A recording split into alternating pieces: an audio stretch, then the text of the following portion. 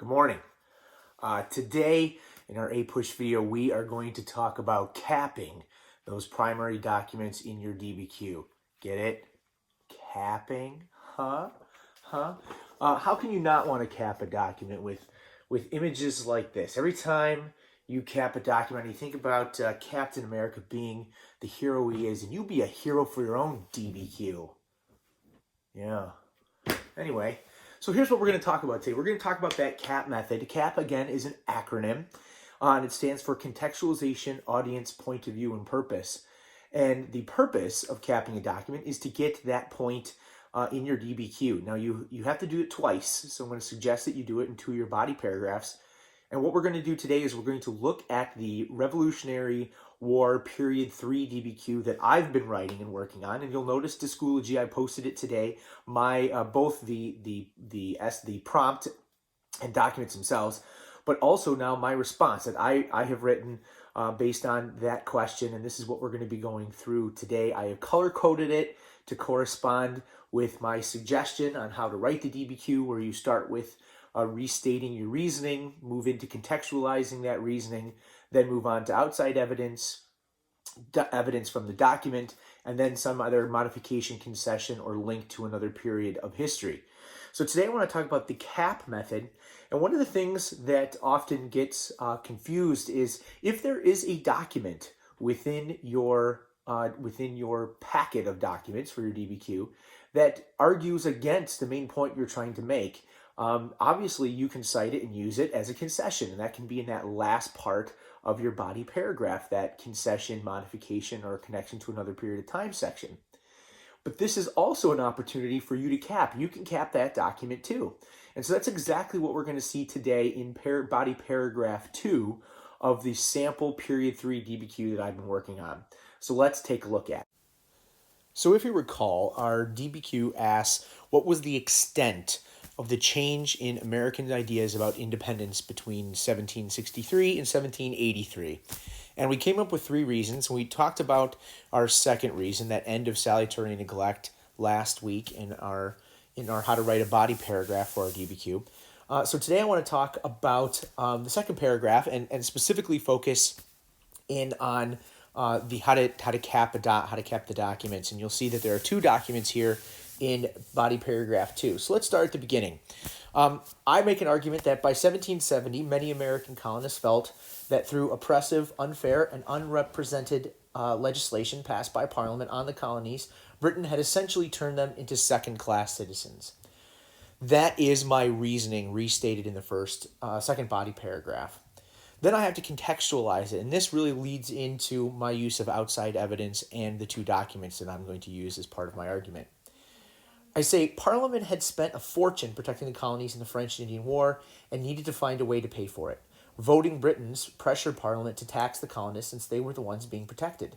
The colonists resented being taxed without representation in Parliament, claiming that they had rights under the British Constitution against taxation without representation. For these reasons, they felt they had become second-class British citizens in the eyes of Parliament and the Crown, which led them to push for American independence of government. Now, here I don't use a lot of outside information. There's a little bit, but more of it's an explanation of the reasoning and what second-class citizen means or meant to the American colonists. Then I add my outside information, and that's here in green. I go on to say legislation like the Stamp Act, which taxed government-issued documents, and the Sugar Act, which taxed luxury import goods, only affected the colonists and were levied to pay for British military protection of the colonies. The Quartering Act went a step further, avoiding a direct tax and instead forcing colonists to open their homes to British soldiers and provide room and board. Legislation like these and others convinced colonists they had no rights of self-governance nor any way to voice their opinions to those implementing the laws. Now, here I want to point out 2 things. I use 2 pieces of outside evidence and explain them, the Sugar Act and the Quartering Act, but it's the last sentence in that green portion that I want to bring your attention to. This is where I tie that information, those facts, to my argument that that's why they felt they were second-class citizens. It's so important to tie it back to the argument. Now I get to evidence from the documents itself. And here I chose document 1 and document 4 to support my reasoning. And you'll notice that my outside evidence, or my evidence from the document in red here, is rather short. And that looks at document 1, which is a photograph, not necessarily one I would suggest capping because it's difficult to find purpose and point of view of the artist. The artist in this case is the photographer. So instead, I'm going to just touch on it briefly. So in red, I say the outrage over this legislation led to societal protests in a variety of forms, from commercial products, document 1, to public demonstrations like the Boston Tea Party. These protests further pushed Americans towards thoughts of independence. Again, I demonstrate what the document is, I tell what it is, and then I relate it back to my reasoning in that Americans felt that they were second-class citizens and wanted to be independent, which is the thesis of this entire essay. I am not capping that document, like I said earlier, because it's just not the kind of document I would want to cap.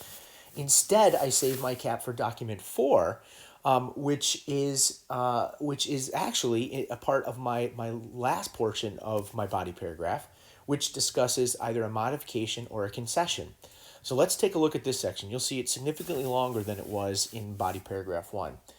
I say protest and anger over taxation was focused on urban centers, mostly along the coast.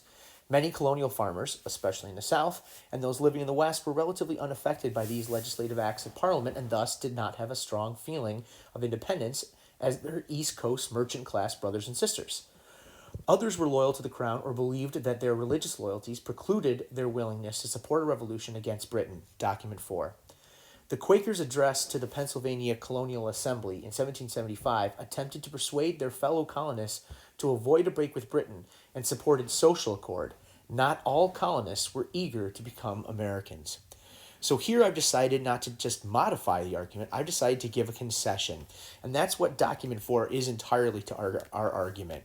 My belief is that the College Board included this to demonstrate to all of us that, yes, of course, it's not just a blanket argument that all Americans supported independence. Of course, there were those that were a little hesitant to do so, I guess. And so in this case, I use it as part of my concession, but I also cap the document. And you'll notice I do it in 3 ways. I contextualize it by talking about that there were people who didn't support the American independence movement. That's the contextualization part. I talk about how most of them were farmers and from the West, like the Pennsylvania Quakers. I then go on to talk about the audience and who the audience was. In this case, it's the Pennsylvania Colonial Assembly. That's clear right from the byline in the document itself. Then I tell what they were trying to do. What was their purpose? Their purpose was to persuade the fellow colonists to avoid a break. And their point of view is that they are farmers and they have a religious belief against this kind of conflict. So that is their point of view. All of that I do in just a few sentences, and then I tie it back to a concession with my last line, not all colonists were eager to become Americans. Well, I hope that clears some things up and that you understand that process a little better, incorporating it into your DBQ essay. On Thursday, I'm going to be posting another video that will talk about how to pull evidence from a document and put it in to your DBQ response in body paragraphs. We kind of talked about that today, but Thursday I'll take a more specific look just at that process. So until then, stay safe, stay healthy, stay smart, and stay smiling. And I'm going to go back to Cap.